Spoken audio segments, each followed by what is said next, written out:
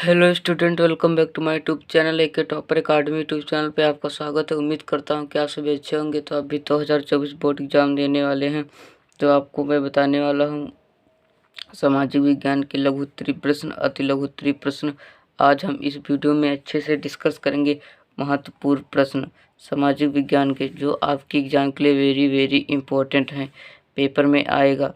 तो अभी तक चैनल को सब्सक्राइब नहीं किया तो सब्सक्राइब कर लो, और वीडियो को लाइक नहीं किया तो लाइक कर लो। तो हम देखते हैं हमारा पहला नंबर प्रश्न क्या कहता है। हमारा पहला नंबर प्रश्न है, ऑटो वन बिस्मार्क के जर्मनी का एकीकरण का जनक क्यों कहा जाता है। जो ऑटो वन बिस्मार्क जी थे, उन्हें जर्मनी का एकीकरण का जनक क्यों कहा जाता है। नंबर 1, बिस्मार्क ने सुधार एवं कूटनीति के अंतर्गत जर्मनी के क्षेत्रों का प्रशाकरण अथवा प्रशा का एकीकरण करने का प्रयास किया।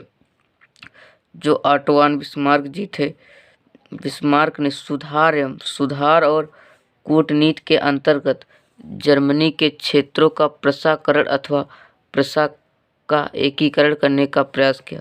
और दूसरा कारण है, बिस्मार्क ने जर्मनी के एकीकरण के लिए रक्त और लौह की नीति अपनाई। बिस्मार्क ने जर्मनी के एकीकरण के लिए, एकजुट करने के लिए रक्त और लौह की नीति अपनाई। कौन सी? रक्त और लौह की। और ये प्रश्न आपके एग्जाम में 4 मार्क का पूछा जाएगा, और आप इसे जरूर तैयार करके ही जाना। हमारा अगला नंबर प्रश्न है 2, रॉलेट एक्ट क्या था। रॉलेट एक्ट क्या था, इसका विरोध कैसे हुआ और क्या परिणाम हुए। ये आपको 8 मार्क्स का पूछा जाएगा, और वेरी इंपॉर्टेंट है। दीर्घ किसमें पूछा जाएगा? दीर्घ उत्तरीय प्रश्न। दीर्घ उत्तरीय प्रश्न में पूछा जाएगा। रॉलेट एक्ट क्या था, इसका विरोध कैसे हुआ और क्या परिणाम हुए। अब देखते हैं रॉलेट एक्ट। रॉलेट एक्ट 1919 में पारित एक ऐसा कानून था। जो रॉलेट एक्ट था वो 1919 में पारित एक ऐसा कानून था जिसमें भारतीय पर किसी तरह के मुकदमा चलाए बिना शंका के आधार पर गिरफ्तार करके 2 साल तक जेल में बंद किया जा सकता था। जो रॉलेट एक्ट था वो 1919 में पारित एक ऐसा कानून था जिसमें भारतीय पर न किसी तरह का कोई मुकदमा चलाया जाएगा, न कुछ किया जाएगा, और शंका के आधार पर गिरफ्तार करके 2 साल तक जेल में बंद किया जा सकता है। अब देखते हैं इसके परिणाम क्या हुए। अंग्रेजों ने राष्ट्रवादियों पर दमन शुरू कर दिया। जो अंग्रेज थे उन्हें राष्ट्रवादियों पर दमन शुरू कर दिया। दमन करने के साथ मार्शल लॉ लागू कर दिया, और 13 अप्रैल 1919 को जलियांवाला बाग हत्याकांड हुआ। और ये प्रश्न आपके एग्जाम के लिए जो आपके एग्जाम के लिए वेरी इंपॉर्टेंट है। क्या है? वेरी इंपॉर्टेंट है। यूपी बोर्ड 2024 ये प्रश्न सभी में पूछा जाता है, और आप इसे तैयार करके ही जाना। आप इसे जरूर तैयार करके ही जाना। और देखते हैं इसका विरोध। भारत में लोगों द्वारा रॉलेट एक्ट का विरोध निम्न प्रकार से किया गया।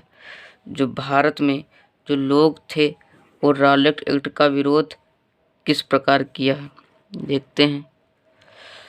विभिन्न शहरों में रैली जुलूसों का आयोजन किया गया। जो बड़े बड़े देश या शहर थे, कस्बे थे, उनमें रैली के द्वारा जुलूसों का आयोजन किया गया, और कई शहरों में दुकानदारों दुकान बंद करके अपना विरोध जताया। जो शहर थे, कस्बे थे, नगर थे, ग्रामीण क्षेत्र के लोगों थे और दुकानदार थे, शॉपकीपर, वो बंद करके अपना विरोध जताया। देखते हैं हमारा अगला नंबर प्रश्न क्या कहता है। हमारा अगला नंबर प्रश्न है 3, 1929 की महाबंदी का भारत पर क्या प्रभाव पड़ा। ये 6 मार्क्स का पूछा जाएगा, और आपके एग्जाम के लिए वेरी इंपॉर्टेंट भी है। ये दीर्घ उत्तरीय प्रश्न है। देखते हैं हमारा प्रश्न क्या कहता है। 1929 की महामंदी का प्रभाव, जो 1929 की महामंदी का प्रभाव भारत पर भी पड़ा। महामंदी ने भारतीय व्यापार हटाकर लगभग आधे रह गए थे। 1928 से 1934 के बीच भारत में गेहूं की कीमत 50% गिर गई। शहरी निवासियों के मुकाबले नुकसान हुआ।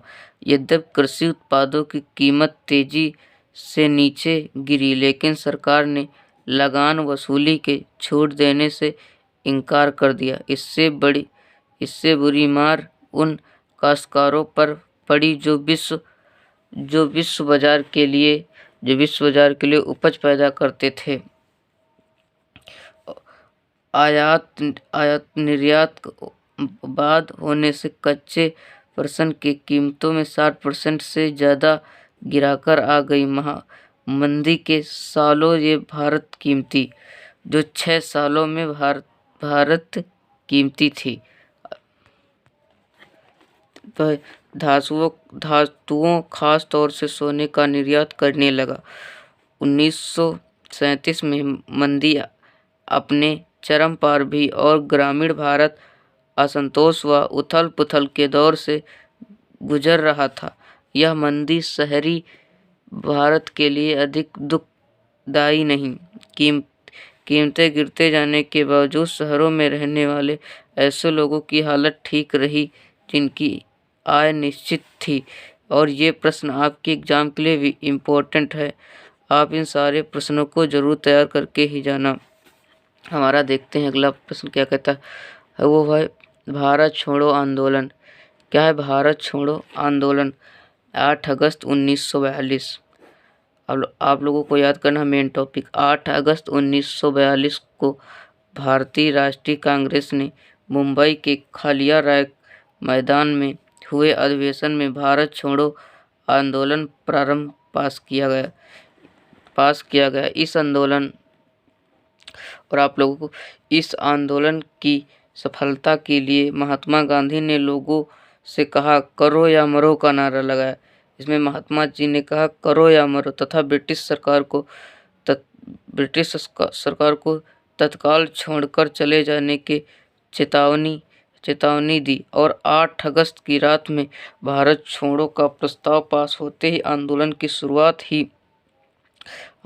शुरुआत हो गई। और ब्रिटिश सरकार ने भी तत्काल प्रतिक्रिया करते हुए महात्मा गांधी समेत कांग्रेस के लगभग सभी शीर्ष नेताओं गिरफ्तार कर नजरबंद कर दिया या जेल में डाल दिया। अतः यह आंदोलन एक प्रकाश दिया गया जो आपके इम्पोर्टेंट है। आपके क्लास में जरूर पूछा। लगभग सभी शीर्ष नेताओं को गिराकर नजरबंद कर दिया गया और जेल में डाल दिया गया। यह आंदोलन एक प्रकार से नेतृत्व विहीन, अराजक एवं हिंसक हो गया। सरकार ने बल प्रयोग कर आंदोलन कर दमन कर दिया, परंतु इस आंदोलन ने ब्रिटिश राज ने जड़ें हिलाकर रख दी और ब्रिटिश सरकार की जड़ें हिलाकर रख दी। और ये प्रश्न आपके एग्जाम के लिए वेरी इंपॉर्टेंट है। आप इसे जरूर तैयार करके ही जाना, चाहे आप क्लास 10th वालों के लिए। हाय देखते हैं हमारा अगला नंबर प्रश्न। जलियांवाला बाग हत्याकांड पर एक संक्षिप्त टिप्पणी लिखिए। जो जलियांवाला बाग हत्याकांड उस पर एक टिप्पणी लिखना है। तो आप लोग ये देख सकते हैं, इस पर मैंने लिख दिया है और आपको ये 4 मार्क्स का पूछा जाएगा। आप लोग ये देख सकते हैं। जो जलियांवाला बाग हत्याकांड वो अमृतसर में हुआ था, 13 अप्रैल 1919 को हुआ था। अब बाकी आप लोग ये पढ़ लेंगे। हमारा अगला नंबर प्रश्न है मृदा अपरदन क्या है? मृदा अपरदन क्या है? जल तथा पवन जैसी प्रकृति द्वारा भूमि की ऊपरी परत को भूमि की ऊपरी परत के शीघ्रता से बहाने वाली मृदा को अपरदन कहते हैं। और सहयोग आंदोलन कब और क्यों वापस लिया गया? असहयोग आंदोलन 1920 ईस्वी को चौरी चौरा कांड की घटना के कारण वापस लिया गया। और ये प्रश्न आपके एग्जाम के लिए वेरी इंपॉर्टेंट है। हमारा अगला नंबर प्रश्न है पवन अपरदन किसे कहते हैं? पवन द्वारा मैदान अथवा ढालू क्षेत्र के किसी मृदा को उड़ा ले जाने की प्रक्रिया को मृदा अपरदन कहते हैं। जो पवन अपरदन होता है उसे पवन द्वारा मैदान अथवा ढालू क्षेत्र के किसी से मृदा उड़ा ले जाने की प्रक्रिया को मृदा अपरदन कहते हैं। ये प्रश्न आपके एग्जाम के 2-2, 3-3 मार्क से पूछे जाएंगे। बेरोजगारी से क्या तात्पर्य है? आप लोगों को बताना बेरोजगारी से क्या तात्पर्य। वह स्थिति जिसमें व्यक्ति काम करना चाहता है तथा उसमें काम करने की क्षमता भी है, किंतु फिर उसे काम नहीं मिलता है तो उसे बेरोजगारी कहते हैं। हमारा अगला नंबर प्रश्न है 10, जो आपके एग्जाम के लिए इम्पोर्टेंट है। उदारीकरण क्या है? सरकार द्वारा निजी क्षेत्रों पर से अवरोधों अथवा प्रतिबंधों को हटाने की प्रक्रिया को उदारीकरण कहते हैं। ये आपके एग्जाम के लिए इम्पोर्टेंट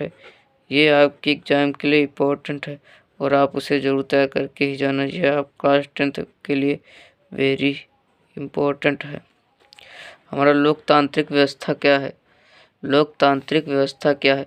यह एक किसी ऐसी अर्थव्यवस्था है जिसमें केंद्र में लोग हों, अर्थात लोगों द्वारा बनाई गई सरकार जो लोगों के हितों के लिए काम करेगी तथा लोगों की इच्छा तक बनी रहेगी, यही लोकतंत्र कहलाएगी। और हमारा अगला नंबर प्रश्न है जो आपके एग्जाम के लिए वेरी इंपॉर्टेंट, ये आपके एग्जाम में क्लियर ही पूछा जाएगा। प्रति व्यक्ति आय से क्या तात्पर्य है? प्रति व्यक्ति आय से क्या तात्पर्य है? किसी देश की कुल आय को कुल जनसंख्या से विभाजित करने की से उसे प्रति व्यक्ति आय कहते हैं। किसी देश की कुल जनसंख्या से भाग देने पर प्राप्त आय को औसत आय या उसे प्रति व्यक्ति आय कहते हैं। और हमने इसमें 7 प्रश्न डिस्कस किया हूँ। उम्मीद करता हूँ ज़्यादा से ज़्यादा आप लोगों को नहीं आते, जो नहीं आते उनके एक इम्पोर्टेंट से नोट्स बना लो। तो वीडियो कैसा लगा? वीडियो अच्छा लगा तो वीडियो को लाइक कर लो और चैनल पर नए हो तो चैनल को सब्सक्राइब कर लो। इस चैनल पर 2024 बोर्ड एग्जाम की संपूर्ण तैयारी कराई जाएगी। Thank you. जय हिंद, जय भारत, जय वंदे मातरम। मिलते हैं नेक्स्ट वीडियो में, जब तक के लिए।